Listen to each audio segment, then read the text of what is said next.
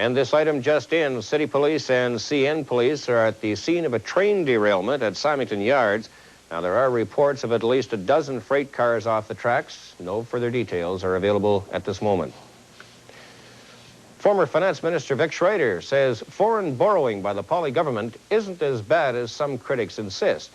Schrader, who was filling in for an absent Finance Minister Eugene Costera, was under fire in the legislature today after reports that currency fluctuations will cost Manitoba an additional $75 million on its foreign borrowings. But as Mark Blackburn reports, the opposition is more concerned about the total cost of servicing the province's debt. Most of Manitoba's accumulated debt of $10 billion has been borrowed on offshore money markets where interest rates are half what they are in Canada. Foreign currencies appreciating by up to 100% in the past 18 months have effectively doubled the cost of those loans. The government says half the money will be borrowed on foreign markets this year. The opposition today quoted the Deputy Minister of Finance as saying no one can predict what the next currency fluctuation would bring. Will the First Minister of this province tell us when is he going to remove us from this crap game of borrowing where we have no understanding where we're going to be in the future as far as the debt associated with these foreign borrowings? And we will continue on with that policy, which over a period of years has stood us in good stead. And the members opposite don't talk about the times the market turns the other way. I honestly believe that we have moved into a whole realm of a major risk. The minister says other provinces are in the same boat, having to borrow on foreign markets because the money simply isn't available in Canada. He's incorrect. We lead the nation by far in the rank. I mean, there's no province that even comes close to us in having a proportion of their borrowings in outside markets. While foreign currency fluctuations may cost the province an extra $75 million this year, it's only a small part of the total cost of borrowing by the Pauli government.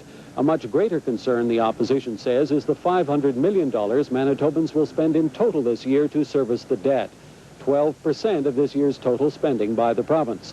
And while the recent budget gives the Pauli administration an extra $400 million to spend, it's clear that much of the extra revenue will be going to overseas banks. Mark Blackburn, CKND First News. A pit bull involved in 3 biting incidents yesterday has been ordered destroyed by the city pound. Animal Control Supervisor Doug Smith says the owner hasn't come forward to sign the dog over to the pound. There is the option to take the matter to court. The dog has bitten 4 people in the last 2 weeks. The last 8 months has seen a rise in incidents involving pit bulls, which has led to 18 of the dogs being destroyed by the pound. Unemployment in Manitoba's construction industry has dropped 8% in the last month, but 22% of the province's construction labor force is still out of work. A spokesman says carpenters and construction laborers have the highest unemployment levels, while some improvement has been recorded among equipment operators and mechanics. Manitoba's new Sunday shopping law appears to have discouraged illegal store openings. City police report no new charges have been laid.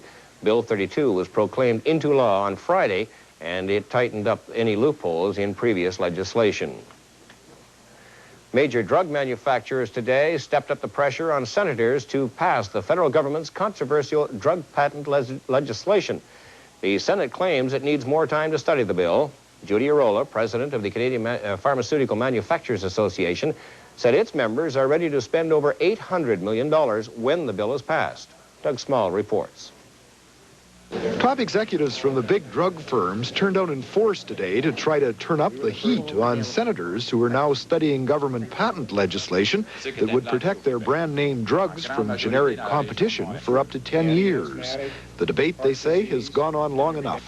The sensibilities of certain senators notwithstanding, we have an obligation to get on with it. Drug executives argued that millions of dollars worth of research is being lost by the delay. One said his firm had been forced to shut down its manufacturing operation. Although it's too late for ourselves, it's not too late for other companies to remain viable here in Canada if the changes in the patent laws are introduced quickly. If not, I'm afraid other companies will go the same way as our own. Despite that, in an abortive government attempt to recall MPs to put pressure on the senators to pass the drug and 2 transportation bills, Liberal members of the Liberal-dominated Senate indicated they will deal with the bills in a measured way. When the committees report the bills, we'll deal with them in the Senate very expeditiously. So there's no desire to confront. There's no desire to create a crisis. It arises from the necessity to complete the work in the committees. Tory senators like Manitoban's Nathan Nurgats would prefer to move more quickly. Anytime, I'm ready. New Democrat MPs say they can't understand why the multinationals are in such a rush, particularly when the drug bill gives them retroactive patent protection. Back until June of last year. And so it doesn't matter how long the Senate takes, that assuming it passes as is, eventually it will still be in effect quite some time ago. It's funny that they, here's where one of the golden opportunities the Senate has. Cancel that retroactivity in the drug bill. That's the least they could do. The multinationals don't want that and say simply the Senate should move quickly because the bill has received more than enough debate. There are critics who say, you've waited this long, why not longer? The fact of the matter is that a number of patents are due to expire, and as Paul Roach stated so dramatically and explicitly this morning, with that passage, you will find an industry that is literally dying. Doug Small, Global News, Ottawa. A House of Commons Committee on Multiculturalism held a special meeting in Toronto today to discuss a number of new proposals. The committee is calling for some major improvements in policy in an effort to improve relations between the government and various cultural organizations. John Darby reports. The Standing Committee on Multiculturalism appeared in front of reporters, including many representing Canada's ethnic media. The committee's report, its first, calls for sweeping changes to federal multicultural programs and policies. Tried to take a look at the whole issue and policy of multiculturalism and prepare a blueprint for action. I think that's the important word, a blueprint for action for the future. Among the 62 recommendations, a federal multiculturalism act, a federal Department of Multiculturalism with a full-time minister, a multiculturalism commissioner to oversee progress for Canada's ethnic minorities, and more money to be spent on multiculturalism programs. Although the committee is made up of members from all parties, they all agree much needs to be done to improve the position of minority groups in Canada. The committee is concerned that many Canadians still face discrimination, and attempts must be made to ensure all Canadians have the opportunity to contribute to Canadian society. Committee members say the recommendations are unlikely to be ignored by the government. And in order to beat the multiculturalism drum more loudly, they'll be crossing the country, putting the committee's case and hearing back from ordinary Canadians. John Darby, Global News. It appears a series of explosions at a Canadian Forces base in West Germany was the work of saboteurs. Investigators found wires that extend from the site of the explosions through a fence towards a main highway. The blast at the Lahr Canadian Forces base destroyed a fuel storage compound and a half-dozen military vehicles.